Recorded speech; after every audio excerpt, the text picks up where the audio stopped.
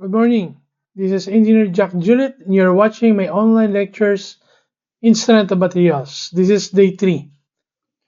We will still be discussing sample problems in simple stresses. So this discussion will supplement what you have learned inside the classroom. So sample problem number 5, you're asked to determine the stress in members AC and BD. Cross-section of each member is 900 millimeters squared. Okay, so we have here our truss. This is four panels now at 4 meters. So the total here is 16 meters, so 4 meters each. No, then the height is 3 meters. Okay, so I'm going to do my section here. Section 1-1 to solve for the load carried by AC and somewhere here to solve for the load of BD. Okay? So, we have to understand, no? Nga kung diin ta nag-section, amo na ang exposed ng load nga makita ta. Okay? So, 1-1, no? Since diri ta nag-cut, okay? So, ang load nga exposed is only AB kag AC. Similarly, for 2-2, no? Ang exposed nga load ang iya nga CE, load sang CE, members BE kag BD. Right? So, muna na makita tang expose nga loads. Okay. So, I'm going to solve for the reaction at A since I will analyze the left portion of the structure. So, summation of moment at H equals 0. Okay?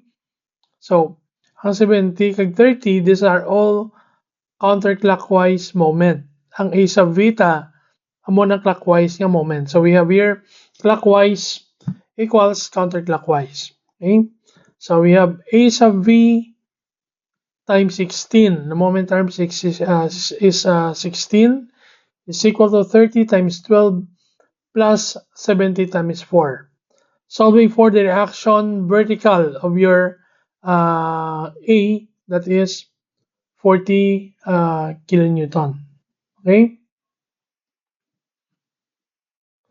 Now for the angle, no? Since ari nga ito angle, so this is ang sa dalom niya. This is 4, this is 3. By Pythagorean theorem, this is 5. Okay? Now to the next slide at section 1-1. No?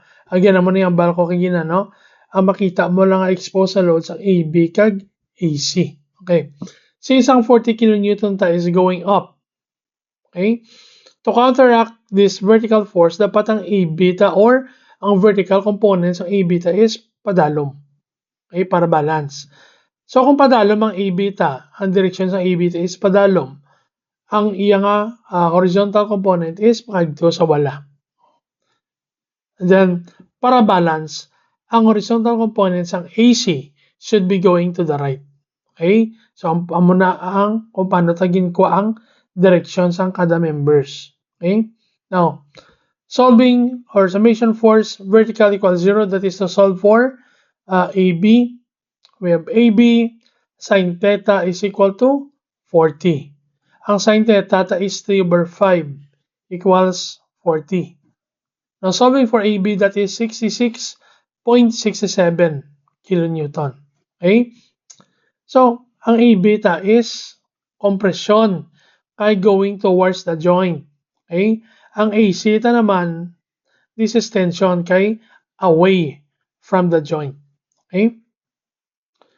Now, summation force horizontal equals 0, that is to solve for AC.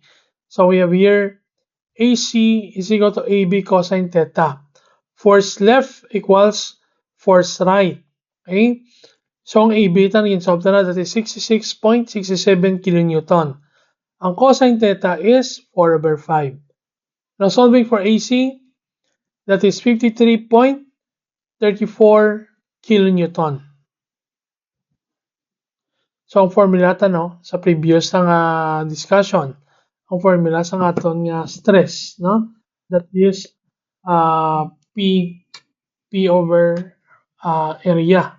Okay, so we have here, this will be your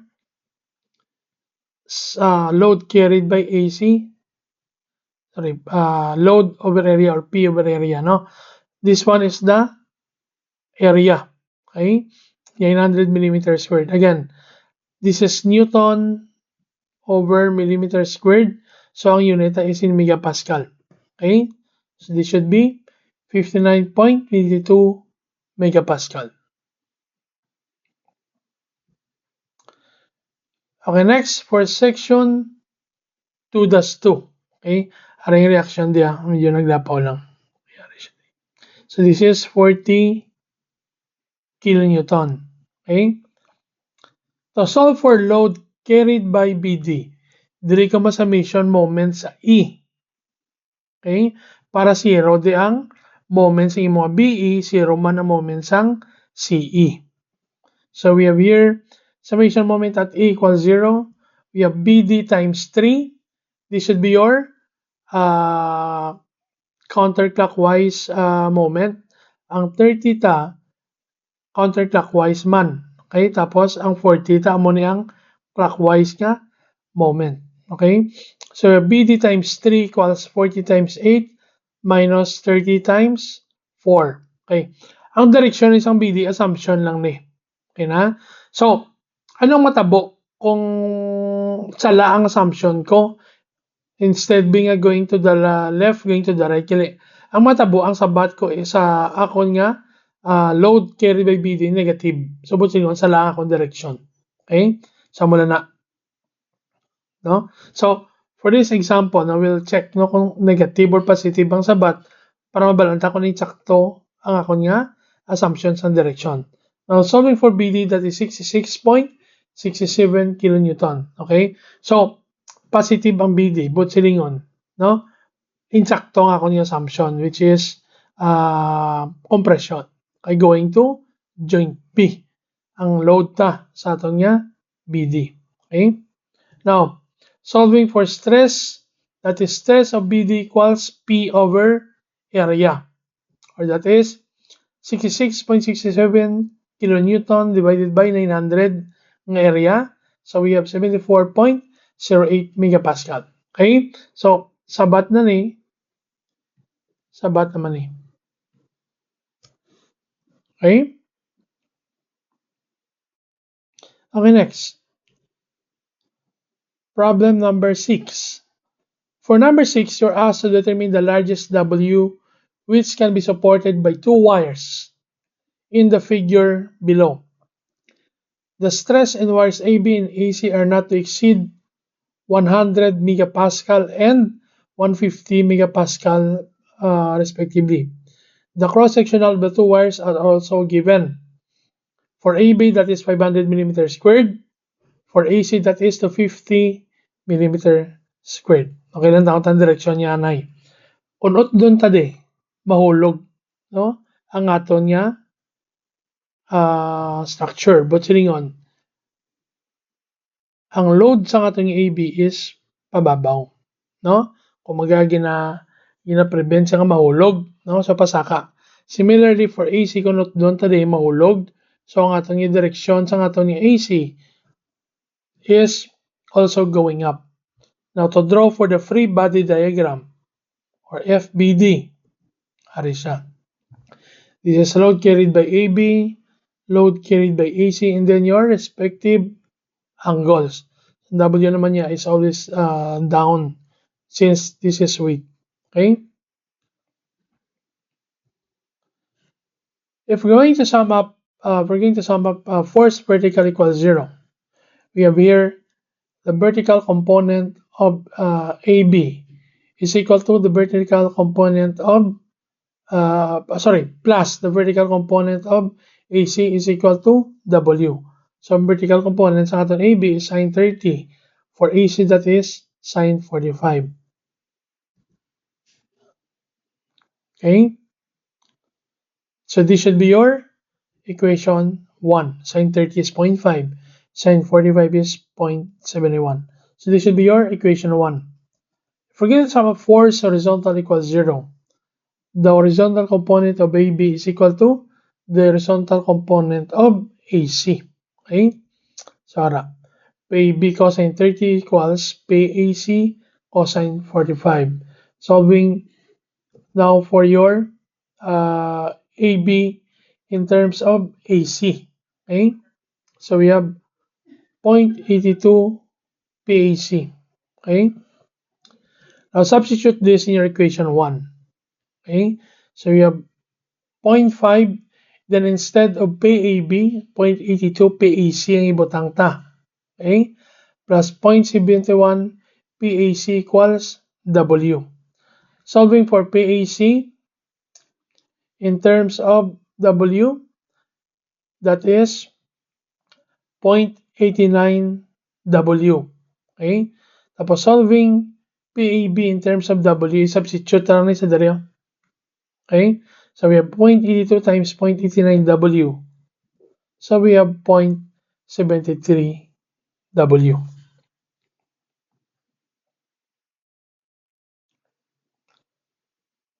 Okay, on to the next slide.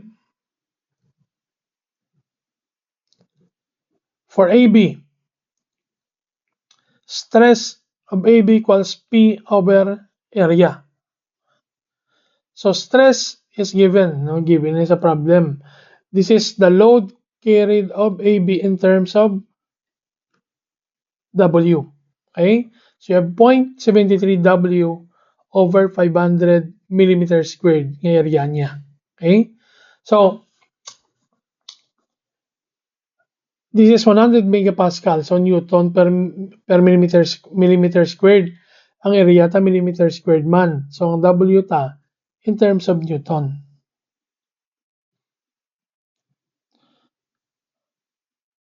So we have here, okay, kilonewton na sa kay again, divide na sa 1,000.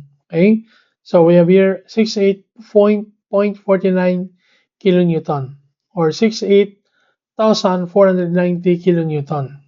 Now, solving for AC, that is stress of AC equals load carried by AC over A. Okay? This is the load carried by AC in terms of W. Tapos ang mo naman ng iya area in millimeter squared. Now, solving for W, that is 42.13 kilonewton. Okay? So, duwang sabat sa W. Okay? So, ang pamangkot, no?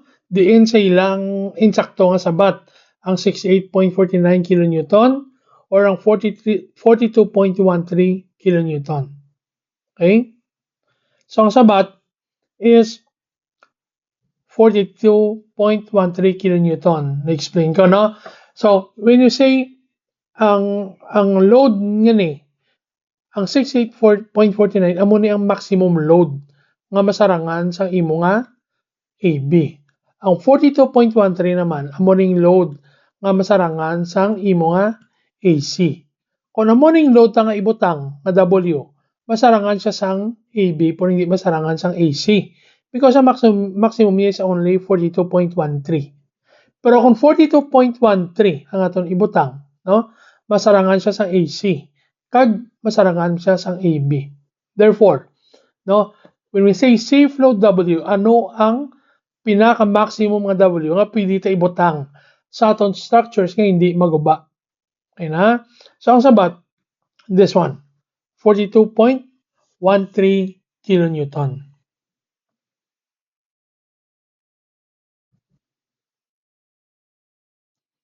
Okay, next we have here, we have the bars, number 7, we have the bars of the pin connected frame are each 30 mm by 60 mm in section.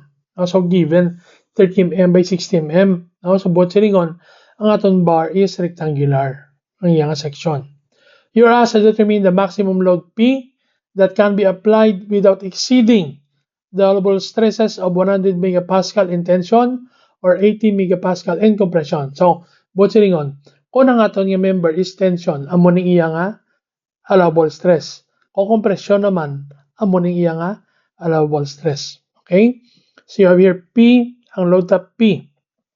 This is the reaction, no?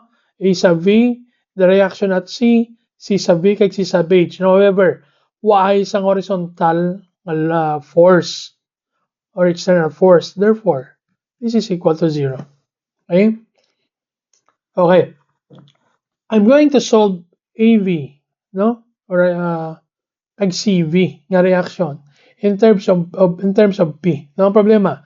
Y ko sang distance, no? Kung i-drop ta ni, Y ko sang distance, no? Kung pila ni ang atong X, no? Siyempre mag-summation of moment ko, kailangan ko sang perpendicular distance sa atong nga P. So Y ko na, no? So I'm going to label this as X. Okay? First, we're going to solve theta and alpha using cosine law. Okay? So we have here 6 squared, opposite sang theta ta. 6 squared is equal to 8 squared plus 10 squared minus 2 times 8 times 10 cosine theta. Okay? So solving for theta, that is equal to 36.87. Now solving for alpha, amuning opposite sang alpha ta. No? So we have 8 squared is equal to 6 squared plus 10 squared minus 2 times 6 times 10 cosine alpha. So our alpha is 53.13 degrees. Okay? Okay. So since may theta na tadi, masolve na naton nga masolve na naton nga h, no? So we have here sine 36.87 equals x over 8, or h is 4.8. Now we can solve x using Pythagorean theorem. Okay? Kay triangle man eh. Diba? So we can solve x using Pythagorean theorem. So you have x squared plus h squared is equal to h squared. So x is equal to 6.4. Kung 6.4 ni siya, ang sa piyak niya is 3.6. Kaya total nila is 10 meters. Okay? Now, if we're going to sum up moment at a equals 0, we have c sub v times 10 equals p times 6.4. Clockwise equals counterclockwise. Okay? So solving for c sub v, that is 0.64 p. To solve for a sub v, take moments at c equals 0. So you have a sub v times 10 equals p times 3.6. So a sub v equals 0.36 p. Okay? Now to the next slide. At point A, okay, are. So we have here 0.36 p again. Ang direksyon sa A beta is padalom para ma-counteract ang vertical reaction ta sa aton nga A. So padalom ni siya, this should be going to the left. So kung going to the left ang horizontal component sa aton AB, this should be going to the right ang AC. Okay? Now, we have summation force vertical equals 0. AB sine 36.87 equals 0.36 p. Now solving AB in terms of p, okay, that is 0.6 p. So this is compression. Okay? Summation force horizontal equals 0. AC is equal to AB cosine 36.87. So AC is 0.6 p times cosine 36.87. So this is 0.48 p. This one is tension, no? Kaya morning 0.8 is this is going to point A, this is away from point A. Okay? So that is tension. At point C, okay? This is your AC, no? This is your AC, okay? This is your reaction at C. And this is your CB. Ang 53.13 mo na yung mga angle. Okay? Summation force vertical equals 0. We have CB sine 53.13 equals 0.64 p. Therefore, C sub B is 0.8 p compression. Okay, so this one is compression. Again, tension na ng AC, tension na siya sa piyak. Diba? Ari, checking na lang ni, no? Summation force horizontal equals 0. We have AC is equal to CB cosine 53.13, AC is 0.48p. So dapat 48.8p man eh, no? Para equilibrium. Okay? So again, check equilibrium. Next, for AB, since compression sa again, ang atong formula is P over area Japon. So we have here stress, no? Sang AB is 80 megapascal. Okay? Compression. Kung compression 80. So P, we have 0.6P aryo. Ang load sang imo nga AB. Divide by area. So P is equal to 240 kilonewton. For AC, tension. Okay? So, stress of AC equals P of AC over area of AC. Ang stress sa tension is 100.